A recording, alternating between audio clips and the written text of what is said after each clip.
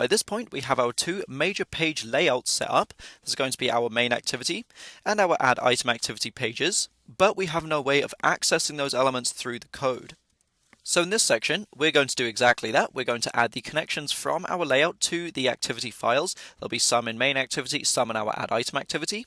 And then we'll also add the button listeners or on-click listeners to these buttons so that we can implement the navigation. And so by the end of this, we'll actually have a semi-working app that at the very least will be able to nav back and forth between the main activity and add item activity pages. Now I think main activity is probably a better place to start, so let's at least open up this file and the activity_main. We're going to quickly go to here and we're going to take note of our ID for the recycler view. So actually the recycler view is the only element that we need access to through the code in main activity. Okay, we don't need access to the buttons attributes, and we don't need access to the text views attributes, and this is because we're not modifying them and we don't even need to retrieve them. Later on we will need to add an on-click to this button, but that's a slightly different story. So let's just take note of this ID. We're going to head over to main activity, and then we're just going to create the corresponding variable. Now this is going to be a variable. Let's call this something like to-do item recycler view.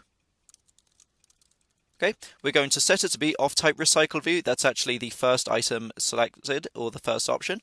So we're just going to go ahead and, I guess it didn't want to add it there. So we're just going to add in ourselves that it's of type recycler view.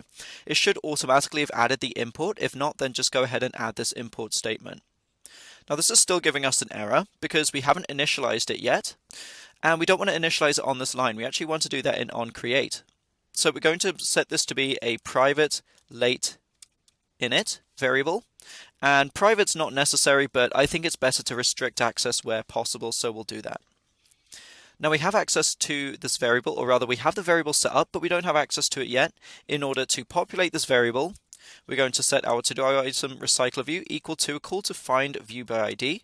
We'll pass in the ID of that to-do item recycler view, and now we have access to that recycler view. So we can access and modify its properties or attributes, call on it, dot, and then as you can see we get access to all of the methods, all of the properties, variables, etc. that are associated with a recycler view. Now we're not going to do anything too interesting just yet. We'll actually save the bulk of that for tomorrow's lectures because it will actually take some time setting up the proper adapter for this guy. I'll explain what that means a little later on. The other thing that we want to do in main activity is attach the onClick method for this button.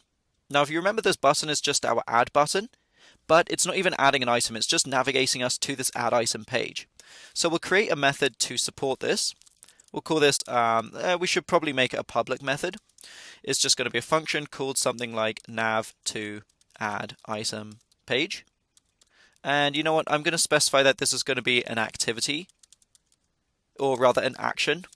Okay, and this just helps me to distinguish my regular methods from the methods that are actually listener methods. So in the brackets, we're going to need to pass in a variable of type view, so you can call this whatever you'd like. I'm going to call mine just regular view, that's fine. And we'll need to actually add this import. So you can just click on this, hold down Alt Option and Enter. And it'll give you a list of options to choose from. We'll definitely want to just import the view, should add the view up there. Okay, so we actually won't use this view variable within this method, but it's a good idea to add it in anyway because you never know when you'll need it. Now know how this is grayed out? It's not black like the rest of the text. So this means that nothing is calling upon this or even depending on this method. So what we'll need to do is go back to activity_main and we'll set the onClick here. So we'll just call onClick and we'll set it equal to that method there. As long as there are no red squigglies here, we'll head on back to here and you'll note that it's now blacked out, which means there is something that depends on it. Now we could set up our listeners a different way. In fact, I could just connect the button like I did here, and then set an onClick listener method directly like that. But I personally find this way a little cleaner, so I try to do things this way as much as possible. Now the last thing I'm going to show you how to do in this page here, in this main activity file, is going to be to navigate to our add item activity, because again that's exactly what this method is doing. In order to do so, in order to provide the navigation, we'll need to import what's called an intent and create an intent variable. So I'll make it a constant, in fact. Let's just call this intent. We'll set it to be of type intent. Okay. And we're just going to set this equal, by the way, it should have added that import there. We're just going to set this equal to a new intent. Okay, not going to be pass intent or get intent old. We're just going to call upon this method, and we're going to need to pass in two parameters. One will be a context, and one will be the class name. So the context is just going to be this, and we're going to pass in the class name of the activity that we want to navigate to. In our case, it'll just be add item activity. So add item activity, and we're going to need to pass in some strange notation. We're going to do 2 colons, and we'll call on class.java. Okay, so what this is saying is that we're going to create, I guess you can think of this as a navigation type variable. And it's saying once this variable is called upon, it's going to navigate to this class or this activity. So now we need to actually start that activity up, navigate to it. So we'll call on start activity. And we're going to pass in our intent variable we just created. And this will allow us to navigate now to our add item page. All right, so it's really as simple as that. We've added our variable that we'll need access to, and we've also added the on-click listener.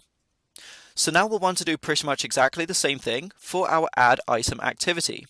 We'll call pretty much exactly the same methods, set up our on-click listener in the same way, as well as our variables will connect the UI elements through these variables just like before. So why don't you actually have a go yourselves, give a pause here, and try to do pretty much the same thing that we did with the activity main and main activity combo. But just keep in mind, you don't need to connect everything. In my case, I have an edit text and I have the checkbox, and these are the only 2 items that I'll actually need attributes from. So I wouldn't need to connect this or this text view here, or that buttons for that matter. I would, however, with these buttons, need a way to implement the on-click listener, and for the cancel button, essentially I just want to navigate back. We'll actually not bother implementing the save function for now, but probably a good idea to, at the very least, add it so that we can implement it later. Okay, so go ahead and have a go. In a few seconds, I'm going to show you what my solution is.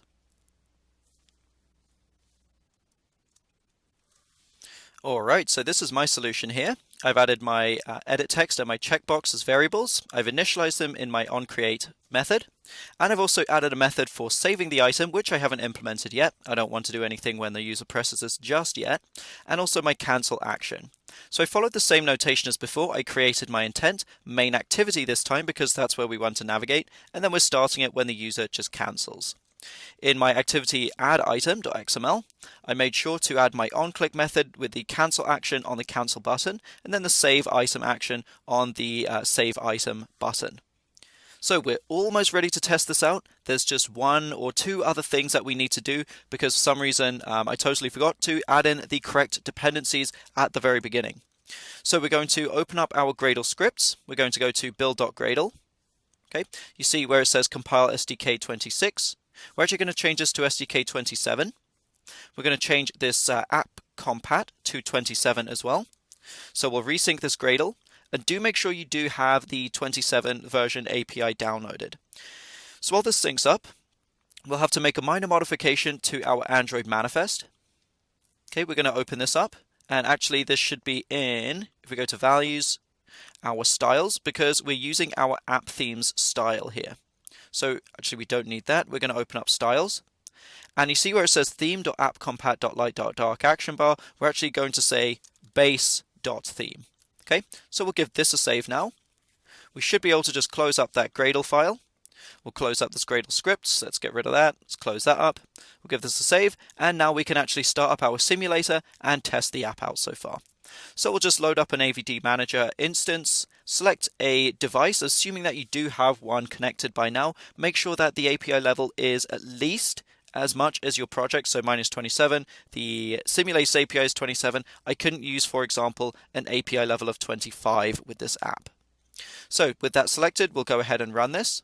And it says it's already running. I guess I do have a simulator loaded up. So just take a moment to make sure that's good to go. Once it is, we can close this window, and we're just going to go ahead and run the app. So just click on this, select that connected device, and it should just resync the Gradle and attach the app to that simulator and start it up. So this can take a minute or 2. I'm just going to pause this until it's done. Alright, and it's done, surprisingly quick, and this is where we are right now. So we have our title, obviously nothing populating our list right now, so there'll be nothing to display. If we click on the button, it will start up our next activity. As you can see, I have my title label or text view, edit text, text view here, checkbox, doesn't really do anything when I check on it right now. We have our save, which is doing nothing when I press on it, and then cancel, which is just taking me back to main activity. So far, so good. Now that pretty much concludes our day's activities. At the very least, it concludes this section. What I'll do now is I will stop this here, and I'll just provide a couple of minutes in the next section to go over exactly what I did and give you a glimpse into my code again, just so that you have it as reference for the next sections. And then feel free to add in any additional functionality. If you want perhaps extra UI elements on your page, and feel free to add them in. If you want to kind of modify the attributes, change how things look, totally fine as well. Just keep in mind throughout that I'm going to be going on how things are looking in my version of this app right now. So if you do change things, it's going to look a little different.